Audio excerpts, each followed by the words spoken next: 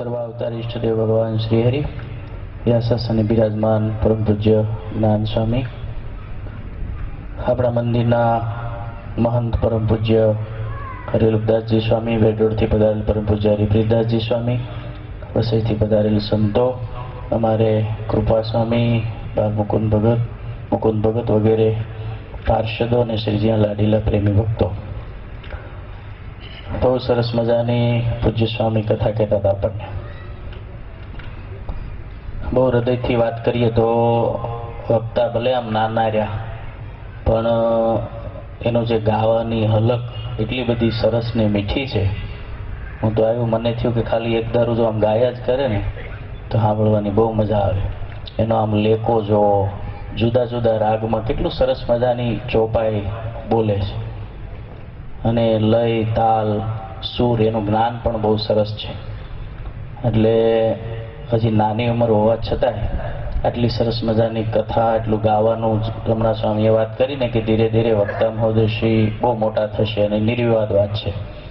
કારણ કે પૂજ્ય હરિવલ્લભદાસજી સ્વામી, એમની જે સાધુતા, એમને જે ભગવાનની નિષ્ઠા ખુમારી, એ બધા જે ગુણો છે, એનું જે સિંચન છે એ વક્તાશ્રીમાં પૂજ્ય સ્વામી કરે છે. અમારે કૃપા સ્વામી હોય, એનું જે મમત્વ ભાવ, સંતો ભક્તો પ્રત્યે જે લાગણી, સંતો ભક્તોને જે સાચવવા, એ બહુ સારું છે. અને કૃપા સ્વામીની સાધુતા પણ અજોડ છે. તદુપરાંત આપણે ભગત જુઓ, કેટલા નિર્માની, કેટલા સરળ.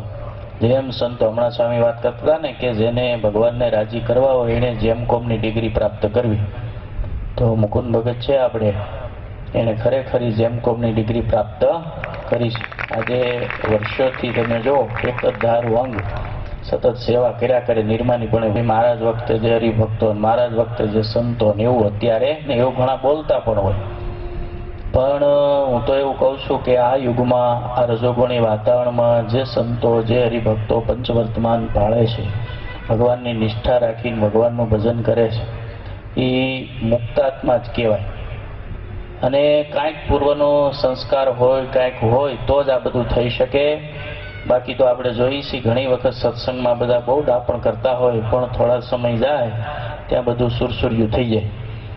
અને આ બધા સંતો વર્ષોથી તમે જુઓ તો એક ધારું અંગ રાખી નિર્માનીપણે, સરળતા, સાદાઈ બધું જાળવી રાખી અને ભજન ભક્તિ કર્યા કરે, અને બધા હરિભક્તોને કરાવે, એ કોઈ નાની વાત નથી. એટલે આપણે અમરોલી મંદિર, હમણાં સ્વામીએ વાત કરી કે હમણાં નવું મંદિર બાંધવાનો પૂજ્ય સ્વામીએ સંકલ્પ કર્યો છે. તો જેટલું બને એટલું આપણે સંકલ્પમાં મળીએ. જોકે ખરેખર આપણને એમ હોય કે આપણે કર્યું, પણ હકીકતમાં જોઈએ તો આ એક ભગવાન આપણને અવસર આપે છે. એક બહુ સરસ મજાની વાત છે. એક વખત વડતાલમાં મંદિર બંધાતું હતું. એ વખતે જોબન પગીને એવો સંકલ્પ થયો કે મહારાજ છે એ તો અનંતકોટી બ્રહ્માંડોના ધણી છે, પૂર્ણ પુરુષોત્તમ નારાયણ છે, સર્વે અવતારના અવતારી છે, અને સંકલ્પ કરે તે આખા બ્રહ્માંડનું સર્જન કરે, તો આવું એક નાનું એવું મંદિરનું સર્જન નહીં કરી શકતા હોય? આવો સંકલ્પ થયો.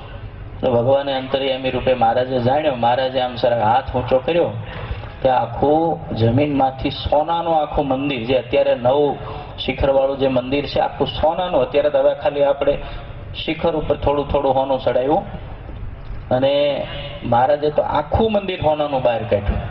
અને પછી જોબન પગીને કીધું કે જોબન પગી, જો અમારે કરવું હોય તો ખાલી આટલી જ વાર લાગે, પણ આમ અમે તમને જો તૈયાર મંદિર આપીશું તો તમે અમને કયા ભાવથી રાજી કરશો? તમારે તમારા આત્માના કલ્યાણ કરવા માટે, અમને રાજી કરવા માટે કંઈક સાધન તો જોશે ને. એટલા માટે અમે તમને અવસર આપીએ છીએ. પછી જોબન પગીએ હાથ જોડ્યા મહારાજને કે નહીં મહારાજ, વાત તમારી સાચી છે. પછી વળી પાછું મહારાજે હાથ આમ કર્યો એટલે મંદિર પાછું અંદર જતું રહ્યું. જે ઓલું હોનાનું હતું ને એ જતું રહ્યું, અને એ સારું કર્યું જતું રહ્યું. એટલે મારે એ કેવું છે કે આવું કાંઈક સત્સંગનું કાર્ય હોય તો જે રીતે થઈ શકે એ રીતે, જેટલા આપણી શ્રદ્ધા ભાવ એ પ્રમાણે કાંઈક આપણે સત્સંગના હરેક કાર્યમાં કાંઈક ને કાંઈક કરવું. જો આપણને ભગવાનનું મહાત્મ્ય હોય, સત્સંગનું મહાત્મ્ય હોય, સંતનું મહાત્મ્ય હોય, કાંઈક આપણે સત્સંગને સમજ્યા હોય, તો કાંઈક ને કાંઈક તન મન ધનથી આપણે જેટલું થઈ શકે એટલી સેવા આપણે સત્સંગની કરવી જોઈએ.